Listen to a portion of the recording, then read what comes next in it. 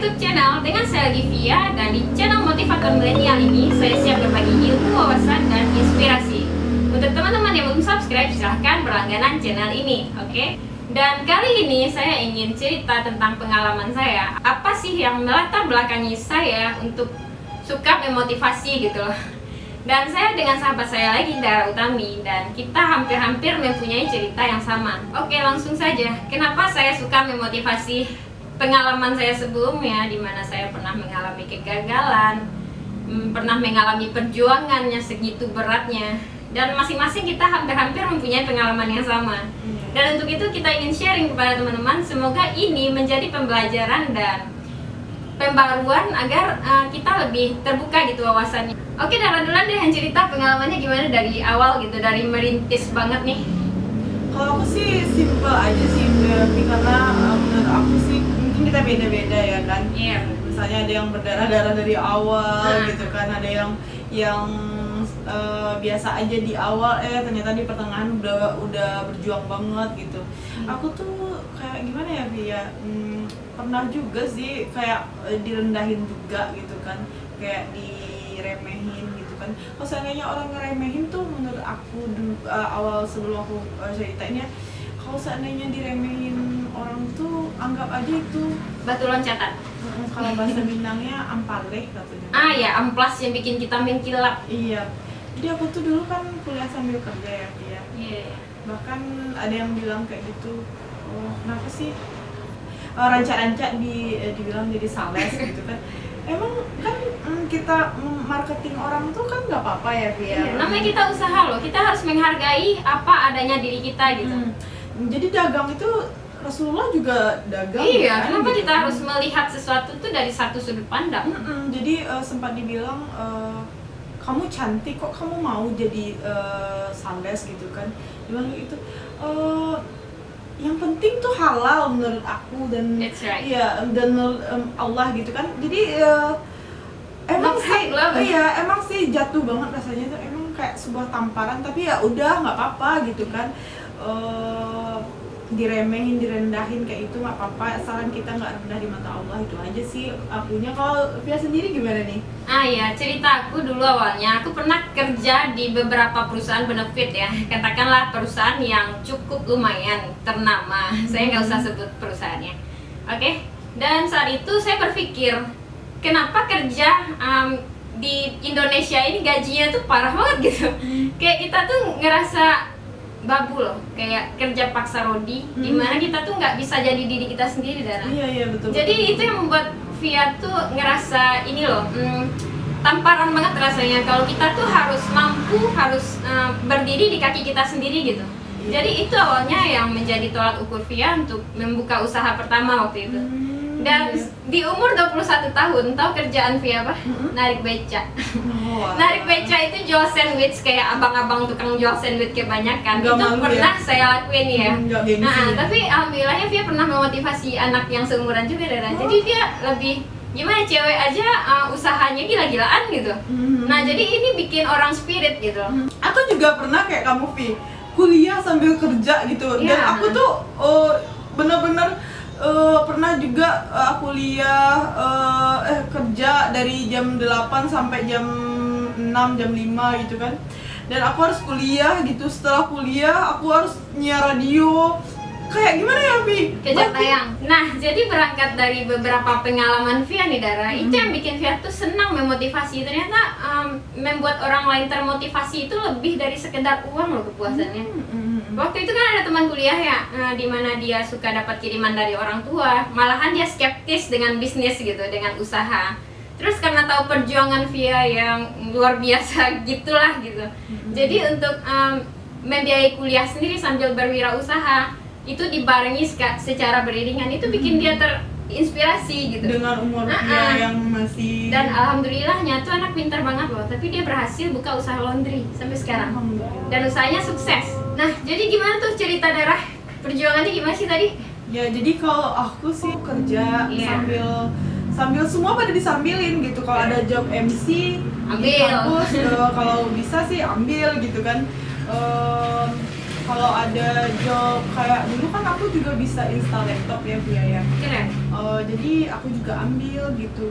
Jadi kalau seandainya ada yang minta bantuan untuk make up, aku juga ambil, yang penting tuh ngasih uang gitu kan. Gigih banget ya.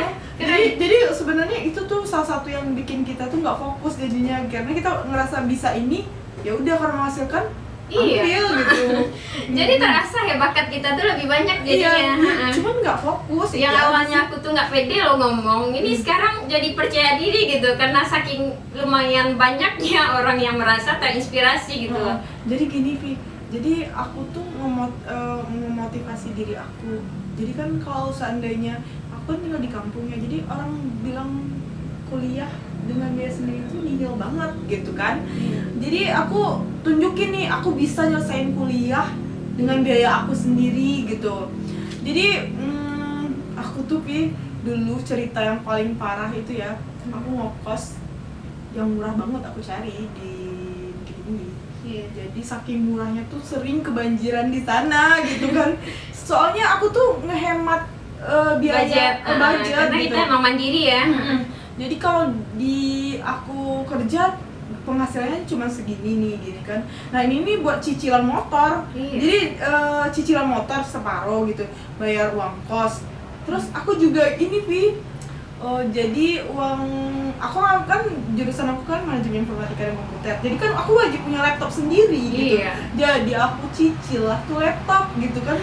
Jadi pas pusingnya itu ketika uang cicilan motor datang, uang semester harus dibayar, terus cicilan laptop juga dibayar gitu kan. Masya Allah, itu tuh bikin aku tuh masih ingat aku tuh makan pakai kerupuk sambalnya gitu. Aku aja pernah nggak bawa duit ke kampus, bayangin. Bahkan mikir entah gimana caranya biar sampai ke kampus gitu, walaupun nggak ada budget. Separah itu pernah. Tapi aku tuh selalu percaya, ya Allah, setiap di kesulitan mampukan aku, setiap kesulitan aku percaya ada kemudahan gitu kan. Jadi Via, ketika orang tua aku nelpon udah makan pakai apa, aku bilang terus kan, aku bilang kita tuh baik-baik saja. Iya, fine Bun, baik, udah makan, padahal dia makan kerupuk gitu kan, pakai nasi gitu kan, supaya bisa, kalau nggak hemat tuh nggak bisa bayar uang semester gitu kan.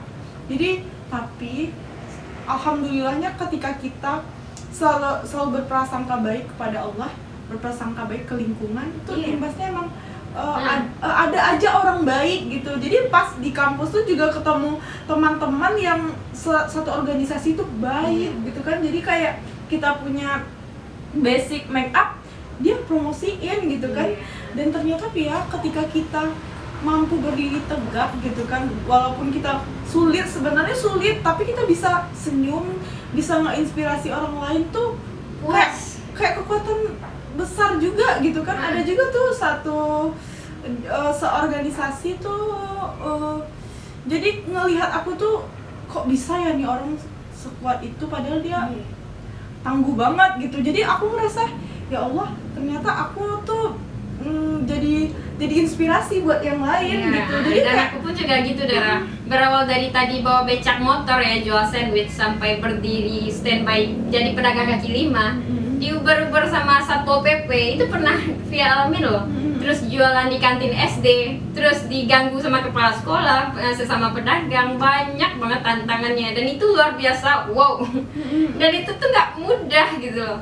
Sampai apa lagi ya, titik yang terberatnya itu ya bawa becak motor itu sampai ke Pariaman loh itu. Dan itu sampai kadang pulangnya hujan-hujan gitu, kadang bawa uang nggak seberapa, tapi kembali lagi keep strong gitu, harus kembali positif, harus kembali optimis. Itu sih ya, sering banget kita tuh berada di fase-fase yang titik terendah, tapi jika kita positif, bersyukur dan semangat, pasti kita bisa bangkit gitu kan. Lagi. Dan kita tuh jadi inspirasi untuk orang. Iya, emang ketika kita emang ngeniatin gue harus berhasil gitu. Aku bisa ya Allah, aku bisa nyelesain kuliah aku walaupun semuanya sulit banget harus ngasih uang orang tua juga di kampung gitu. Dan dia udah berhasil beli mobil loh guys. Oh alah, iya astagfirullahaladzim. Aku Itu pikir, pencapaian yang luar biasa mengingat kita belum married gitu loh, masih muda gitu.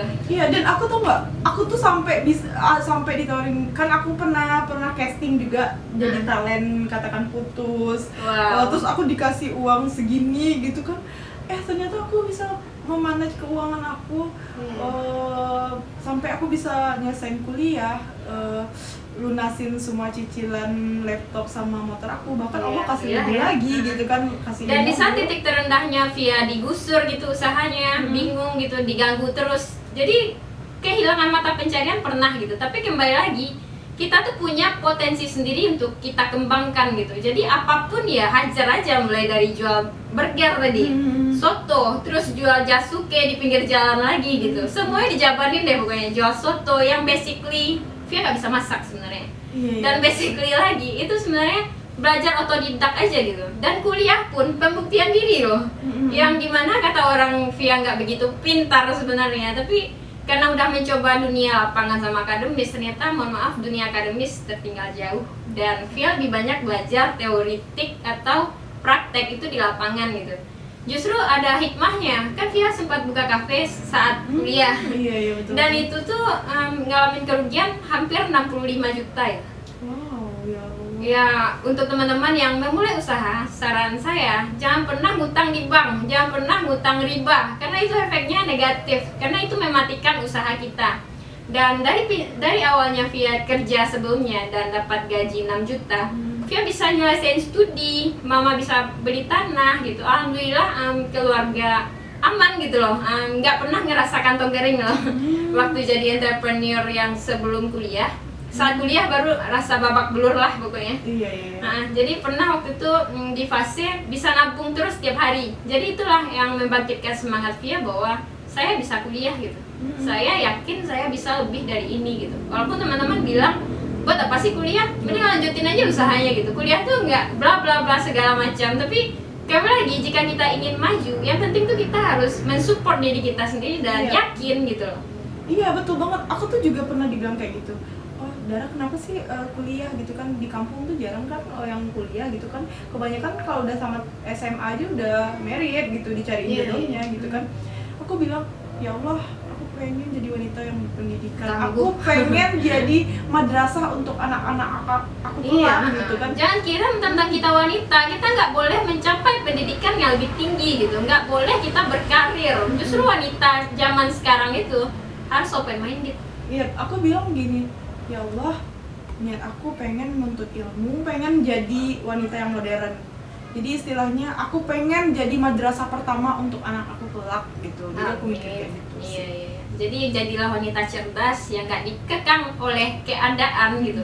Dan kita harus memampukan diri kita dan berharap sama pencipta saja gitu loh. Iya, jadi ketika kita ngerasa biasa aja, ternyata orang mandang kita wow gitu. Gitu. Karena kembali lagi, kita harus menghargai prosesnya, bukan hanya sekedar hasil gitu. Bisa jadi ada orang yang gampang beli ini, gampang beli itu, tapi nampung gitu, minta duit sama orang tua aja. Aku tuh juga pernah dulu sakit. Sementara kita berjuang kan? Iya, sakit gara-gara udah mungkin kayak kelelahan gitu ya. Iya.